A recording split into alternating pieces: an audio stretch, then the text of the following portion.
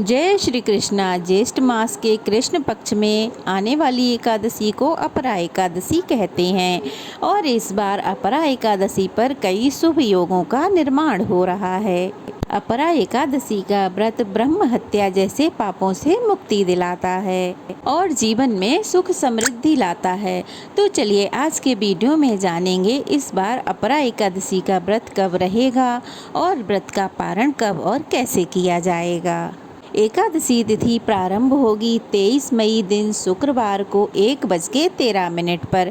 देखा जाए तो ये गुरुवार की मध्य रात्रि का समय होगा। एकादशी तिथि समाप्त होगी 23 मई शुक्रवार को ही रात्रि में 10:29 पर। इसलिए इस बार अपरा एकादशी का व्रत केवल और केवल शुक्रवार 23 मई को रखा जाएगा। सभी गृहस्थजन और वैष्णव जन एकमात्र इसी दिन एकादशी का व्रत रखेंगे। दशमी तिथि के नियमों का पालन गुरुवार को किया जाएगा। 23 मई शुक्रवार को ब्रह्म मुहूर्त रहेगा सुबह 4:10 से 4:58 तक। सूर्योदय होगा सुबह 5:46 पर। सूर्यास्त होगा शाम 7 बजे। प्रातःकाल की पूजा का मुहूर्त रहेगा सुबह 4:25 से 5:26 तक और शाम की पूजा का मुहूर्त रहेगा शाम 7:10 से 8:11 तक। इस दिन प्रीति योग और आयुष्मान योग का निर्माण हो रहा है, जिसमें प्रीति योग शाम 6:37 तक रहेगा और बाद में आयुष्मान योग प्रारंभ हो जाएगा। अभिजीत मुहूर्त रहेगा 11:51 से लेकर 12:45 तक। राहु काल रहेगा सुबह 10:30 बजे से 12 बजे तक। द्वादशी तिथि प्रारंभ होगी 23 मई शुक्रवार रात 10:30 पर और द्वादशी तिथि समाप्त होगी 24 मई शनिवार शाम 7:20 पर।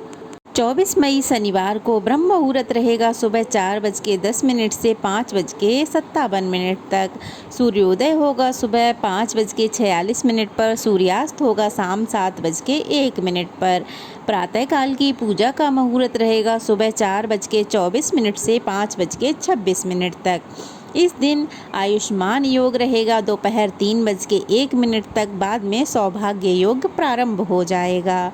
गोधूली मुहूर्त रहेगा शाम 7:09 से लेकर 7:30 तक। राहु काल रहेगा इस दिन सुबह 9 बजे से 10:30 बजे तक। अपरा एकादशी के व्रत के खोलने का जो शुभ मुहूर्त यानी पारण करने का मुहूर्त रहेगा 24 मई शनिवार को सुबह 5:46 से लेकर 8:59 के बीच में। एकादशी व्रत का पारण हमेशा निर्धारित मुहूर्त के अंदर यानी कि शुभ मुहूर्त में ही कर लेना चाहिए। अपरा एकादशी का व्रत रखने वाले व्यक्तियों को दशमी तिथि के दिन नियमों का पालन करते हुए सूर्यास्त के बाद अन्न ग्रहण नहीं करना चाहिए। तुलसी के पत्ते भी एक दिन पहले ही तोड़कर रख लेने चाहिए। फिर एकादशी के दिन जल्दी उठकर स्नान आदि से निवृत्त हो जाएं। भगवान विष्णु को प्रणाम करें। फिर सूर्य देव को जल अर्पित करने के बाद व्रत करने का संकल्प लें। संकल्प लेने के बाद एक चौकी लें, उस पर पीले रंग का वस्त्र बिछाएं। उस पर भगवान विष्णु और माता लक्ष्मी की मूर्ति या चित्र स्थापित करें। इसके बाद भगवान विष्णु और माँ लक्ष्मी का अभिषेक करें। उन्हें पुष्प अर्पित करें, धूप दीप जलाएं। ओम नमो भगवते वासुदेवाय मंत्र का निरंतर जाप करते रहें। फिर सच्चे मन से एकादशी व्रत की कथा का श्रवण करें।